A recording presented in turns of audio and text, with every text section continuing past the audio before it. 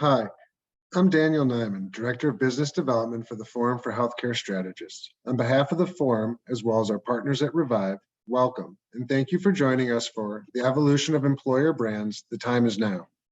Today, your organization may have some version of an employer brand, but it might not be where you want or need it to be. We're fortunate to have two experts with us today to examine the rise of employee value proposition and why it's so important. We'll also explore the need for cross-functional integration when developing an employer brand, how marketers can get involved, and how consumer and employer brands should work together. Our speakers today are Ben Kalevitch and Desiree Duncan. Ben Kalevitch is Executive Vice President of Employee Experience at United Minds. As the leader of United Minds' employee experience practice, Ben develops strategies that support clients in strengthening and communicating their employee experience. Desiree Duncan is Vice President, Health Equity and Inclusion at Revive. Desiree provides counsel to both clients and internal teams to help them address health disparities and create inclusive marketing campaigns to reach consumers of all lived experiences. One note before we begin, attendees are participating in listen-only mode, but we welcome your questions. If you have a question for our speakers, simply enter it into the question and answer pane located on the bottom of your screen at any time. Our speakers will respond to as many questions as they can in the time we have. With that, I'll turn the program over to Desiree. Thank you. So excited to be chatting with you today. We will review why marketers need to get involved in employer brand and how, what is an employer brand, and the key findings and insights around that, how the employer brand should intersect with your corporate brand, some employer brands we've seen in action, and some key takeaways for you. So jumping in, as marketing and communication leaders, if growth is your mission, recruitment and retention are your challenges. You and your teams own the corporate brand, and knowing that employer brand is one of the legs of which your overarching brand stands on makes this an important conversation. But looking at the landscape, the numbers are ugly. Looking at by 2026, 6.5 million healthcare workers will permanently leave their positions, with limited folks being able to replace them. This includes family medicine, pediatric, primary care. All of these folks are expected to retire, about 21% of them, and that the demand for nurses will grow infinitely as we continue, and then healthcare organizations will need to hire about 1.1 million more nurses. And so this is all costly. So looking at nurses, for example, with each percentage change of RN turnover, this either costs or saves the average hospital about $270K per year. So looking at anywhere from $3 to $6.5 million each year, some of this starts to rack up. And as hospitals have been turning to travel nurses during the pandemic, knowing that originally they were making about $40 an hour pre-pandemic, and that rate has gone up to about 120. So for every 20 travel RNs eliminated, the average hospital can save about $3 million. This is quite staggering. And so this is how it impacts you as marketers, and that you are the drivers of growth. So the imperative is clear. Healthcare workers provide better care, which leads to higher patient satisfaction and NPS scores that lead to brand growth. So if you have limited staff, that means limited patients, and that affects your margins. So burnout, retirements, the competitive recruitment landscape, all of these things are affecting and could affect your growth and reputation and put all of this at risk. And for years to come, this is not going to change. So a focus on effective strategies for attracting and keeping healthcare professionals will be key. And so as we look at this, you have an opportunity. You are uniquely positioned for this challenge as marketers. You bring an expertise as brand leaders to the employer brand conversation, so you need that seat at the table. There could be some potential quick marketing wins that you could provide while this is in development, and that your org's differentiators are your people. These folks are your brand ambassadors for driving growth. So creating a powerful employer brand will be fueling that growth for the organization. So with that, let's jump into what is an employer brand.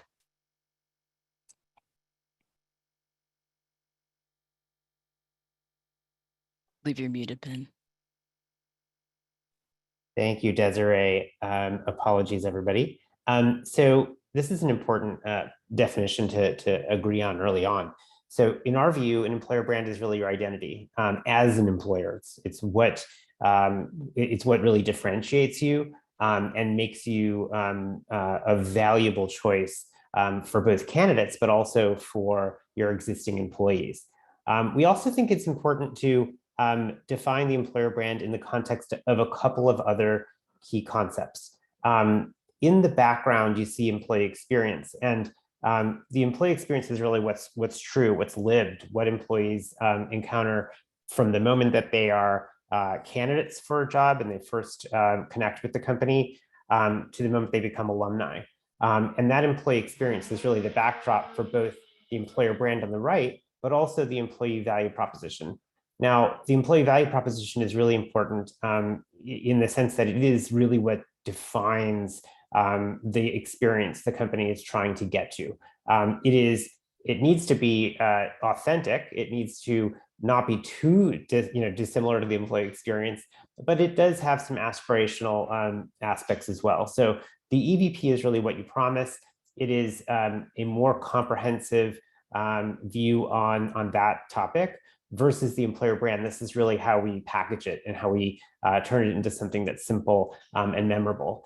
And I think as we think about the evolution of the employer brand, we need to make sure that we're kind of following the sequence, understanding the employee experience, then moving to the employee value proposition, and only then moving to the employer brand. I think in the past, employer brands were often a creative exercise that weren't as rooted in these other concepts. So that's part of the the change that we're seeing. As we dig into it, we know that talent flocks to companies with great employer brands. It is something that improves attraction. So you get 50% deeper into the labor market with a strong brand. It improves the chance of candidates taking the job up by 29%. And it also reduces attrition. And partly that's because you're more in tune with the employee experience and what employees need. And so that allows you to customize the way you communicate with them, but also the way you add value internally. So it is not a surprise to us that employer branding is now at the top of the C-suite agenda. But most importantly for this group, it's a critical priority of all CMOs. And that's based on a recent study by Forrester. Now, when we think about what makes a good employer brand, a lot of it is similar to what makes a good brand. So on the left-hand side, aspirational, but attainable, something that's unique. It needs substance, but it also needs some simplicity and some sizzle. And on the top, we feel like you got to make sure that the employer brand can stay relevant over time. So it's not a campaign. It's not a moment in time. It is something that should last for several years. But most importantly, and the reason why this circle is bigger than any others, it needs to be defined in partnership with employees. So, again, this is kind of a theme you're going to hear from us a few times, but, it needs to be done in a way that not only is reflective of their experience, but is done in a way that demonstrates to employees that they're involved. So even though you might not have a focus group or a set of interviews with every employee, it's important for them to understand that when you develop an EVP and an employer brand, you're taking their input as part of the process. That said, what we've learned over the last couple of years, and this won't surprise folks, is that what employees want is changing, and so must the employer brands. And when we get to a couple of examples, you'll see how that's reflected in the changes. But before we get there, we wanted to dive into some recent research to frame it up. So last year, we did a large study, a global study of 2,700 employees. You'll see on the right-hand side that they were of all levels, of all job types, from the corporate office down to the manufacturing floor, and highly diverse. Interestingly, I will sort of just mention that when we looked at the outcomes of the study, all of these segments tended to want the same thing. So, this felt to us like, wow, this is a pretty universal set of needs for employees these days. And so how we did the study, just a little bit more about that, we looked at how satisfied they were with their current company. What was their likelihood to recommend their company as an employer? How likely are they going to stay? And we looked at those answers in the context of 79 possible factors that we thought might have an impact. Anything from compensation to the ability to work remotely. And we took a look at how do those correlate with those other kind of employee experience outcomes, satisfaction, and so on. And what we found is that there were 4 main clusters of factors that drive employee experience. So this wheel on the right-hand side is sort of showing those clusters around the outside. These are the things that drive those outcomes in the middle. So at the top of it is what's non-negotiable. So, people want a safe, secure, fair, and inclusive workplace. This includes DE&I. A lot of the issues that we're seeing around DE&I would go into there. So, for example, if there's any harassment or discrimination, kind of nothing else matters. People are going to try to leave as fast as possible. That's not a surprise. What's also in there, though, is compensation and benefits. And I mention that because people want to be fairly compensated, but going beyond fairly compensated doesn't actually drive employee experience that much. People, just want to make sure that they're competitively paid. And I think that's an important lesson as folks are, dealing with competitive offers that are often more rich than the company can afford. On the right-hand side, this is about what an employee gives. And I think that the difference here is that, employees, yes, they're looking at your total rewards. Yes, they're looking at the compensation, but they want to come to work knowing how their work, how their time there is impacting the world. So the purpose, the business strategy. And so having clarity around that and, making sure that employees are connected to all of those North Star items is critical. Down below, this is what I get. So unsurprisingly, flexibility is here. This is something that came out of the last couple of years for sure. But what I'd say is that remote work, which is the big news item, is not actually the thing that drives employee experience. In fact, of the 79 factors, it is number 79. It is not that important. What is more important is this sense of control. So I can spend my time in the way I see fit as long as I meet objectives. I can work in a flexible mode where it makes sense for me and my family. Having agency over one's work and over one's workday is actually the thing that's much more important than remote work. And then finally, on the left-hand side, what we create together is a positive place to work. So this is really where culture comes in. People want to enjoy their work and their colleagues. A positive place to work was number 1 out of 79 factors. And interestingly, number 4 was a fun place to work. So what I'd say about fun is that when we kind of dug into the qualitative responses, it was not about foosball tables or going out for happy hour. It was about being engaged in creative problem solving, novel kinds of work. So to the extent that folks who might have a more routine job can be engaged in different ways that sort of use a different part of the brain that drive creativity, the more likely they are going to be be happy and to stay. And to connect this to healthcare, when we're looking at that, what I get, that flexibility, where that comes into play is when we're looking at nursing. A lot of folks will get into nursing as a career for that flexibility of their schedule, where maybe they're working 4/10s or, however that shakes out. But there is that connection to how they would like to work and also in what they're creating together. And these are better health outcomes and wanting to be able to be more focused on that. And then some of the non-negotiables as mentioned before, all of those are the same, but what they're giving is that, almost like that brand experience, that stellar patient experience that's going to lead to better outcomes, higher patient satisfaction, higher NPS scores, all of this relating to what are some of the needs that are needed for the corporate brand. Absolutely. And so when we kind of take a step back from this, we call this a model for mutual commitment, because these days that really is what employees are looking for. They're committed to the employer. They want the employer to be committed in return. And so this is a framework that we use when we develop employer brands. We'll show you how that works later on, but this is kind of the foundation for that. The other thing that came out of the study, and it was true in 2017 when we did a study quite a while back, is that people want their employer to express the experience there as authentically as possible. It needs to match what's real. Now, does it need to match it 100% is always a question. It doesn't have to be perfect. It does have to be attainable, right? So if employees believe that what's being said can never happen because of the culture, because of the industry, or for what other reasons, that's going to be a problem. But if they believe and they see work is being done in areas that might not be Fulbright, that's usually fine. So it's this very important fine line between being absolutely true and being aspirational to the point of attainable. Which is key as to why your employees need to be a part of the conversations when you're developing your brand.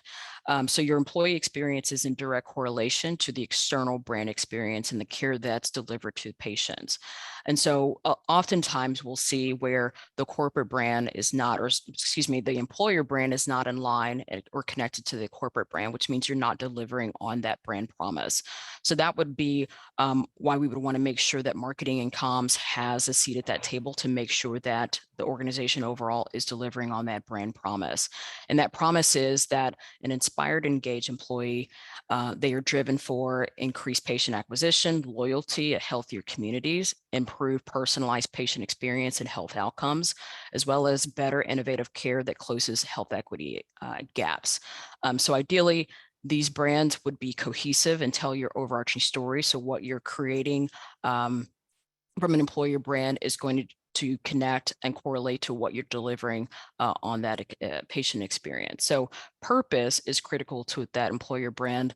As we were looking at some of the models of mutual commitment, and knowing that as healthcare workers, there is that huge purpose that you can highlight within your employer brand of what drives them into their work. But knowing that marketers are the owners and are very much experts at audiences, we'll look at opportunities for building this plan through the employee journey map. So as you can see on that map, it's in direct correlation to what your marketing, what your consumer and customer map journey looks like. So we're looking at that awareness all the way to alumni engagement, and where we're looking at those brand ambassadors continuing to be those ambassadors long after they've left. But knowing that you are those experts in communication and messaging to your customers, your employees are also your customers as well. And so the way that you create campaigns for your consumers is the way that you will create campaigns that engage not only internal employees, but as well as potential employees to grow your market. So as marketing is working more closely with HR, there's an opportunity for you to drive more of that growth, and that there's power in a personalized marketing and positioning of this work.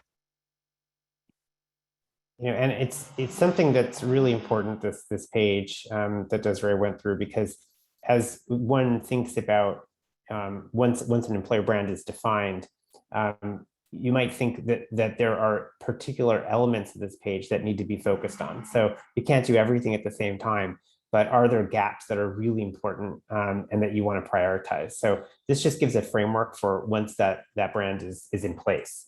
But we thought, why don't we give some examples of how employer brands are developed and how we've developed a couple for clients. And this first one is about a large beverage company. This is a company that has a full range of workers, from folks in the corporate office, of course, from folks who are on the front line selling, and then for folks who are in the manufacturing plants. And the existing brand, when we arrived on the scene, was not that well adopted, in part because it was actually reinforcing silos that already existed. It was a very competitive brand, and it was described as such. And so it was going against a lot of the things that the company was trying to do in terms of bringing a more collaborative spirit and culture to the organization so that they could be more competitive. They also were updating their corporate purpose at about the same time. So it felt like the right time to think about updating an EVP. And that's actually important to say, what are the triggers for doing an EVP in our employer brand? One trigger is typically, a change in strategy or a change in, purpose or clarity around that. It could be that there's an M&A situation around it as well, but that's not the case here. And what we did, as I mentioned earlier, is we looked at the model that we developed, and we said, really, what's interesting and differentiated about this company in these different nodes? At the top, it is a company that, when we talk to employees, they mentioned that, if the CEO is in the room, that's no problem. I'll say the same thing as I would if he wasn't there. And that was an important piece of input to us. It really felt like people were empowered and comfortable making progress. They also felt like they were able to make, purposeful, valuable contributions. So they talked a lot about being owners, and they talked a lot about this notion of leaving a legacy behind. And that came from both leaders as well as employees. Down below, we got a sense that people had agency over their workday, and in particular, it was around ambition, ability, and willingness to learn. All of those things help them keep going. And interesting, one story that we heard from them was, it doesn't matter so much what your credentials are at this company. They're really looking for a personality type, a way of thinking, and somebody who actually is quite a go-getter, right? I think we thought that was pretty distinctive and exciting too. And finally, on the left-hand side, people did feel like they were, this was a place where they could produce something even bigger when they worked together. One story here was about how it took 100 days from an idea of a new beverage to it being in the market. And that was a story that allowed us to talk about the cross-functional and collaborative spirit that they had working across sales, marketing, distribution, and the manufacturing plants as well, to get that done so quickly. So when we thought about, okay, let's take a step back, what is the thing that is differentiated about this company versus some of the other ones in their space? It really was around mutual impact. And so we wanted to create an employer brand that dug into that and that exemplified the insight that we saw earlier, which is that people want to make a commitment to the company, and they also want that commitment back. And so the idea that we developed was called the power of you times the power of us. This is the employer brand. It's a manifestation of it. It's simple, it's clear. It talks about, the power that you bring with your skills, your attitudes, your background, but it also talks about the power that we bring as an employer, not just in terms of committing to your development, but also the scale and reach of our operations. So the things that you bring can be scaled in a way that their competitors, quite frankly, couldn't. So there was an EVP that sat underneath this that got into more detail around things like development and so on. But from an external perspective, from an employer perspective, this is where we're landing with them. Now, their focus at this point was, how do we actually drill this idea and this employee value proposition into our operations? And so we've been working with them actually on thinking about how do we channel this into development work, into wellness work that they're doing as a company, as opposed to using it so far with recruiting. And that's fair. Sometimes employers are really more focused on retention, and this was the way they wanted to go. Now, the next example is the opposite, where they're actually more focused on recruitment. So this ask was for a global technology company to really help build a diverse pipeline of candidates. They were looking for folks in very specialized niche positions, very few of them in the world, in the country, and also they wanted diverse candidates from that small population. So what we did is we created personas for each of these potential roles, and we drilled pretty deep into what is it they want and need, but also how do they get information. And based on that, we developed an EVP that really spoke to their needs and wants, and created a campaign for them that would help drive the right candidates into the funnel for recruitment. And what we found, was a really positive outcome for them. You'll see here just some of the metrics on the upper right. You'll see huge increases in terms of application views and applications. And to support all this, we developed certainly the personas I mentioned, but also a set of messaging around the EVP and the employer brand, a handbook and comms plan for folks on how to embed this internally. That wasn't the focus of our work, but that is something they're now taking on, as well as some of those really important external items in terms of a recruiter handbook, digital assets, as well as a campaign video. And this next example is an example of a recruiting opportunity and how you can carry over your brand as an employer to real business needs. The School of Nursing hadn't really branded themselves and that they were just focused on recruitment tactics. And so their marketing lead came to us for a growth strategy and to help them develop a brand position that connects with the overarching brand and then what is happening within the School of Nursing. Knowing that whatever they do here will reflect on the overarching system. So they needed to be in alignment. So their goal and their mission was to produce a new generation of graduate level nurses who will be the future of nursing leaders, making sure that we're addressing, of course, the underrepresentation of nursing in the field from an ethnicity, gender, and rural location aspect, and that their competitors in the market, they have a higher profile. But our research found that you don't need to be better, you need to be different. And so finding that opportunity to differentiate yourselves in the market. Within the healthcare landscape, depending on what market you're in, there could be a huge saturation of brands that are in the market. So it can be quite daunting to differentiate yourself, especially knowing that there are all these competitive tactics from pulling from one system to the next when it comes to recruiting of nurses and clinicians and other healthcare workers as well. So you want to find that opportunity for really showing forth your purpose. And that's how we came to this idea of going beyond and finding that purpose that's going to differentiate yourselves in the market, as well as call in the people that you really want to be pulling into your organization. Because yes, we can focus on the tactics of getting applications in, but you really want to make sure that you're having a brand that reflects not only your corporate health system brand, but that really is used within the employee center, and that is the actual real experience from there. So like Ben mentioned earlier, that sense of purpose, this is how this comes to life within a campaign that is focused on recruiting, and just wanted to share that for those that might be at an academic medical institution, some examples of that. So, one of the questions that often comes up in these kinds of discussions is, how do we actually build an employer brand?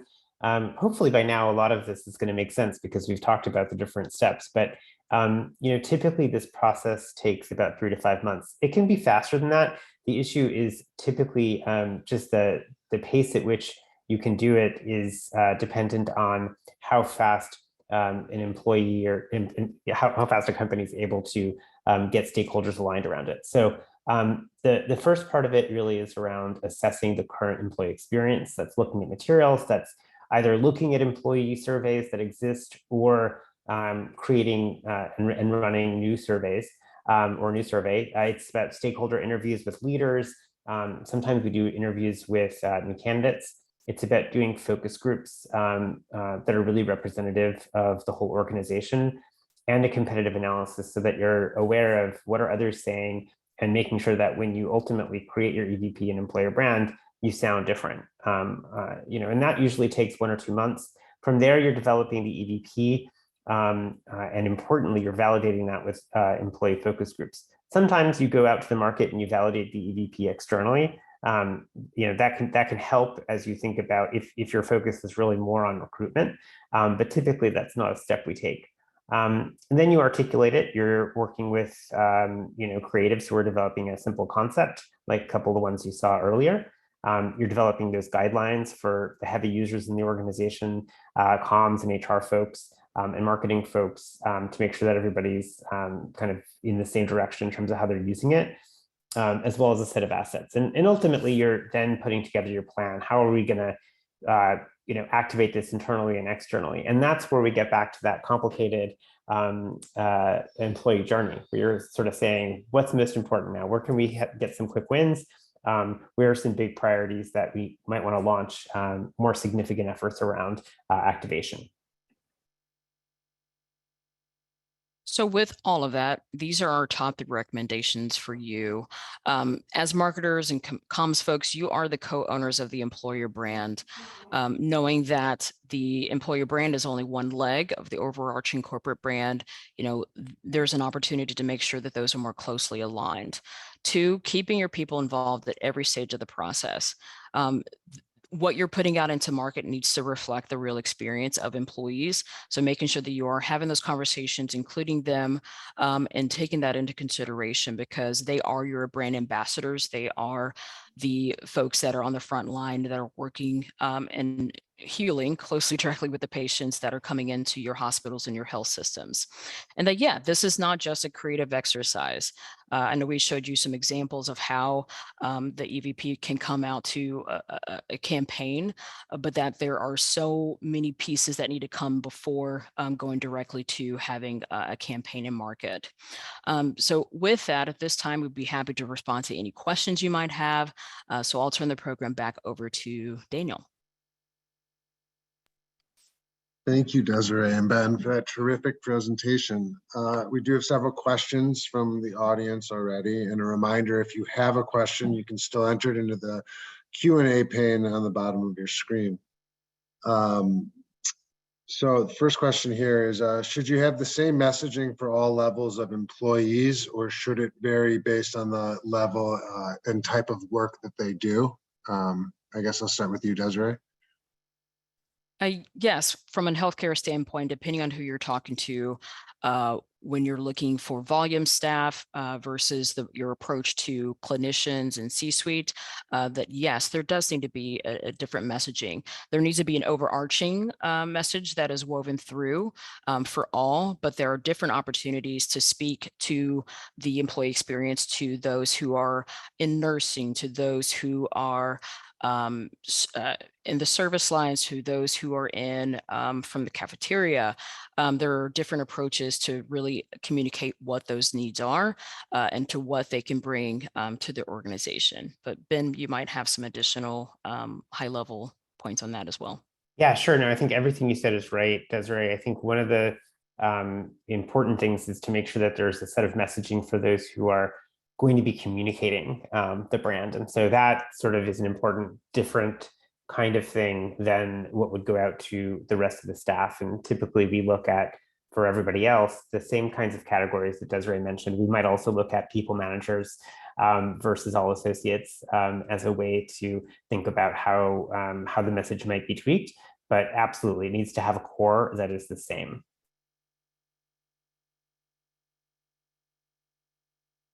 Great, thank you.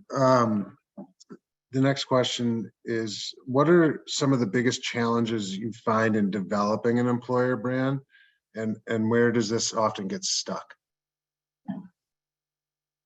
I'm happy to get started with that one. There are plenty of challenges. Some of them have to do with what else is going on in the organization. So sometimes the employer brand is being developed at the same time that let's say the values are being updated, or a corporate purpose is getting updated.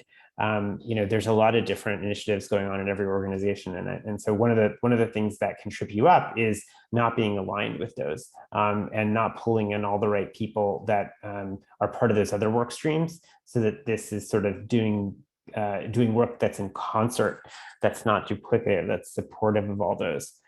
So that would be my number one challenge. Desiree, what about you?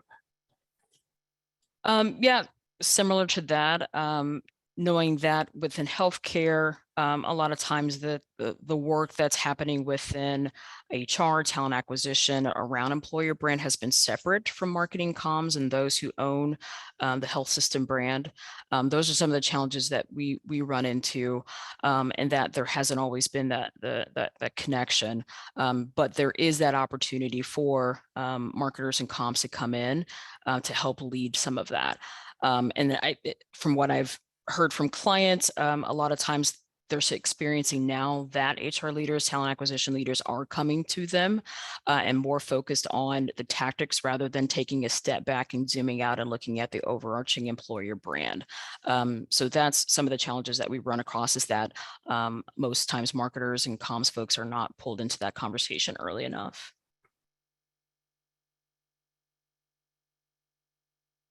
That's great. Thank you. And I think that kind of touches on the next question, which were some of the more specific challenges faced by healthcare systems when they're creating an employer brand. I'm not sure if there's any stuff you want to add on that in addition to what you just said, Desiree or Ben, if there's something else in addition. Thanks. The only thing I would say specifically is that just the driving need, especially after the pandemic, and that there was such a loss in workforce for healthcare, that's a challenge right now, is that the focus is on driving volume of applicants right now versus looking at the overarching strategy and how we can figure that out. The other piece is just around the lack of supply when there's such a high demand, and like that need to think of it differently. So for example, what are opportunities for, your existing force to maybe, especially if you're an academic medical institution, what opportunities can you provide for your current staff to maybe go into the classroom to start to educate and increase volumes? Because what we see within nursing schools, for example, is that there's just not enough open slots for there to be more nurses to come out. So also thinking creatively about how maybe there is a strategy for creating a workforce that maybe isn't focused so solely on certified roles that can support nurses so that they could get back to focusing on the care. But those are just some of the things that we think about that plays into overarching recruitment retention when it comes to health systems and hospitals. But Ben, you might have some additional to add as well. I would just add, one of the things that you probably feel that the pain is the amount of competition. So with a lot of our larger clients, so obviously Desiree is far more focused in healthcare than I am. I do a lot of other work with a lot of other industries. With the majority of those clients, there are 4 or 5 competitors nationally or globally that we can really just focus on. So finding a way to differentiate is a little easier, right? When you've got a smaller competitive set. So I think what I look at a lot of the clients that Desiree works with and folks on, watching this webinar, it's a lot harder. You've got a lot of different kinds of companies that you're competing with. And so I think one of the challenges is to really dig deep. To say that you are, driving better health outcomes isn't going to be enough. You got to figure out, what is my special sauce around driving health outcomes? Am I focused on a particular segment? Am I bringing in a different kind of capability? What is that thing that really sets you apart? Is something to dig deep on, or else you're going to sound much the same as many of the competitors that are going after the same talent. That's great. Thank you. Another question here from the audience. Should the messaging of the employer brand be flexible over time to match the changes of the organization? I'll start. Yes, is the answer to that. So there's a lot of trigger points to developing an employer brand, but there's also a lot of trigger points that lead to modifications of the employer brand. And so one of those is acquisition of new companies. So sometimes if the company is acquiring a different kind of capability, whether you're a hospital and now you're acquiring, or a hospital system, now you're going to acquire a business that's doing more of the drug development, you probably need to change some of the messaging because you're now a new kind of company. Other times where that might make sense is when there's a significant change in business strategy. You might be going in after a different market segment. And sometimes it's actually kind of practical. You might have a new leader coming in, and that person would like to think about and talk about the company in a different way. So those are just the moments in time where you're going to have some triggers that might lead you to slight differences. But I would say that you don't want to completely blow up the employer brand on a regular basis. You want to wait for those major trigger points, or else you're going to confuse the market and not be as clear about what's different about you. I don't know, Desiree, if you have any other No, thoughts. you're very spot on, Ben. With those moments where so within healthcare, there's a lot of mergers and acquisitions that occur, as you had mentioned. So that's that time to make sure that they're aligned, depending on if you are keeping one of the brand names, coming up with a completely different brand or naming system. That would be an opportunity to take a look at this as well, because oftentimes that's not thought about when you're coming up with that new brand positioning, and thinking about the role that your employer brand plays into that overarching brand promise that you're looking to deliver. So though I would say that's definitely those are the moments where you stay flexible, that occurs within the healthcare landscape. Thank you so much for that. We have a question here a little bit backed off the last couple. How do you stand out and not sound cliche when it comes to a employer brand? Yeah, it goes back to that purpose. So taking that due diligence, as marketers, we go through a process when we're coming up with a new strategy, a new plan, where we're looking at all sides. So like within Revive, we take into consideration, what's going on with the company, what's going on with competitors, what's going on within the community, to provide context around how we can differentiate ourselves in the market, especially when it's very saturated. And those conversations of making sure that you are including your employees in those conversations, because they're also not only the brand ambassadors, but they're also, the ear to the ground of what is actually being shared within the community, how your brand is being talked about, for example, that you can take into consideration.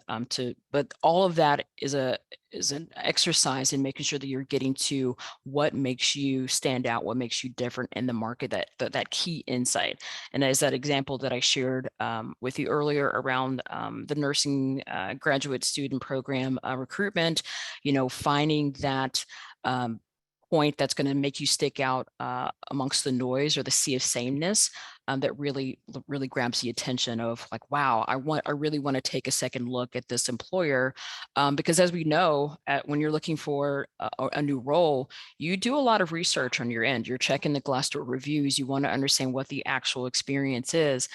So paying attention also to those reviews, making sure that you're responding to that plays into that as well. But just taking that time to really understand everything that's happening holistically, to find that differentiation, to make you stand out more so in the market, is key. And one of the things that I think is a real challenge in healthcare is standing out in the context of saying something like, we're here to care for patients. We're here to create better outcomes. So I'll just tell a small story about a biotech that we worked with. We've been working with over the past couple of years. So they actually focus on a few small disease areas, and they are disease areas that don't have a lot of patients, right? So one of the things that's quite true of them, that's not quite true of competitors, is their proximity to the actual patients they serve. So they bring them in regularly to the office. There are a lot of cultural symbols scattered throughout the kind of physical and digital worlds that they have. So for example, there's a beaker in one of their campuses, and on a regular basis, not a regular basis, but it has signatures from some of the patients that were quite touched by the organization. And so that's the kind of thing that was quite different when we dug deep. It wasn't just about the fact that they were connected to their patients in this visceral way. It was that they were driven in a way that we haven't seen in too many companies. So they failed many times on the road to getting their first drug out there. And that made them pretty relentless. They continued to attack the problem, and that pervades their culture. So their employer brand is who you work for, who we work for, and it is, defined not just by those words, but also by a host of messaging that talks about this relentless pursuit with the goal of focusing on these smaller patient populations that are relatively underserved. So that's just an example of how we took something that could be very much the same as everybody else and tried to figure out what's actually underneath here in terms of the culture and the way of working that we can highlight that's quite different.